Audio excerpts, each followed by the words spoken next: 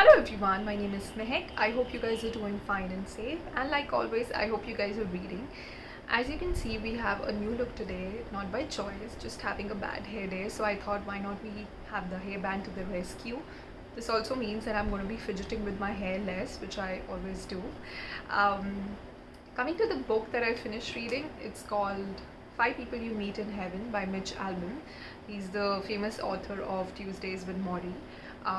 The funny thing about this book is, I always went to the bookstore and I picked it up, and for some reason, I always left it back. But I also believe that, words, poems, and books have a way to find you in life at the right time, and maybe this was the right time for me to read this book. Coming to this story now, Eddie is our main character. He's a wounded war soldier. He's also an 83-year-old lonely man. He works at an amusement park as a maintenance guy, so basically he keeps your rides safe, and he kind of fixes them. He's also someone who always felt quite insignificant in his life. He felt that he has not done something worthy to be proud of, so he felt quite unimportant in his life.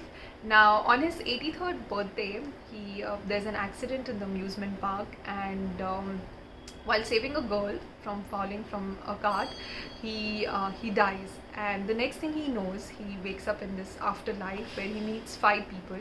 Now these five people, could be the strangers, family, or your loved ones. He meets these five people who basically teach him a lesson and make sense of his days on the earth. So he meets them one after the other, and each person leaves him with a lesson to kind of make sense with everything that he's gone on his days on the earth. Now obviously I can't take you through all the five stories, but I'm going to quickly take you through the five people that he meets and what are the important lessons that each five of them leaves him with. The first person he meets in the heaven is the blue man. Now this blue man is the person who used to work in the carnival at the same amusement park, and he leaves Eddie with an important lesson on life, saying that no life is a waste. The only time we waste is the time when we think that we are alone, hinting about the sentiment that Eddie always had in his heart. He always felt lonely towards the end when everyone died around him, and he always used to feel lonely and alone. So that's what he says, that no life is waste, and you're only wasting your life when you think you're alone. Now the second person that Eddie meets is Captain. He's the commanding officer from Eddie's war days. This story was quite intense. I mean, the whole story between the captain and Eddie, because you read about Eddie's war days and everything that he went through, and how he got wounded, and how that kind of haunted him forever. So it was quite painful and emotional for me to read about that. But the captain leaves Eddie with a lesson on sacrifice. Now he says that sacrifice is a part of life, and everyone needs to make sacrifice in their life. But Eddie was someone who was always angry about the sacrifices that he made in life. He says that the captain says that when you sacrifice something precious, you're only passing it on to someone else. So someone might need it more than you, and it was for Eddie especially, because Eddie always felt that he made sacrifices when he went for war, and which were not fair, and which kind of affected his life. So he was always angry about that. But the captain makes him realize that no sacrifice is waste. It is for a reason, and it is needed in your life. Now the third person that Eddie meets is Ruby, who was the owner of the amusement park. Now this person is someone that Eddie has never met in his life. He's never met Ruby, but the decisions that Ruby took in her life kind of altered Eddie's life forever. And also she makes Eddie forgive his father. So Eddie, when he was growing up and when he was an adult as well, his relationship with his father was quite intense, and he kind of hated him and had anger towards him, and he never found his father right, his actions and his words. And what Ruby does is, Ruby kind of helps him make sense and shows him his father's side of story, his father's perspective, and she kind of leaves him with the lesson that the anger and the hatred that you build up in your heart kind of turns into poison. So she kind of makes him forgive his dad. So yeah, that is the lesson that Ruby teaches him. The fourth person that Eddie meets is finally his wife, Marguerite, the only woman that he's ever loved in his life. Now, obviously, she leaves Eddie with the lesson on love. She says to Eddie that no love is lost. Like, even if the life ends, the love cannot end.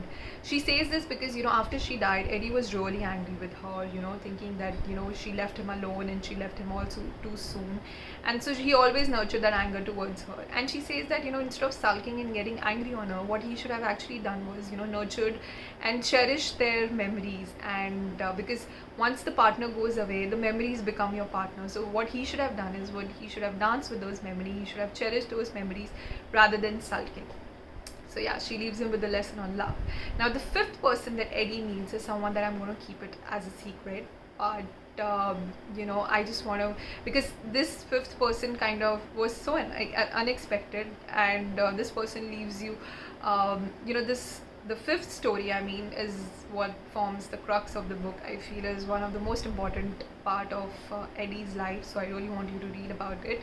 But I would just say that this fifth person finally makes Eddie realize that his life was not waste. He affected a lot of lives in a positive way, and he saved a lot of lives. So this fifth person finally makes Eddie realize that. So yeah, these are the 5 people that Eddie meets in heaven, who makes him understand about his days on the earth and leaves him with a profound lesson. There's a note in the start where the author says that everyone has their own idea of heaven, how it looks like, and this is his vision, and this is his wish how heaven should look like, because he feels that there's so many people who feel unimportant on earth, but like this, what if like this, the actually heaven is like this, where 5 people meet you who actually make you realize that no, you were cared for, you were loved for, and you really mattered to a lot of people in your life. So this is his idea of how heaven should look like.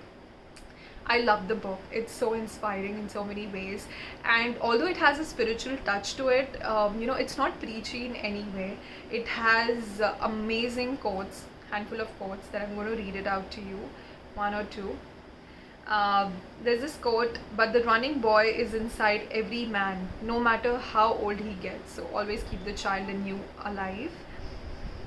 Another interesting one, but all endings are also beginnings. We just don't know it at that time. So in this book, there are a lot of quotes, that point out that everything in your life is connected. You meet everyone. Everything is happening for a reason.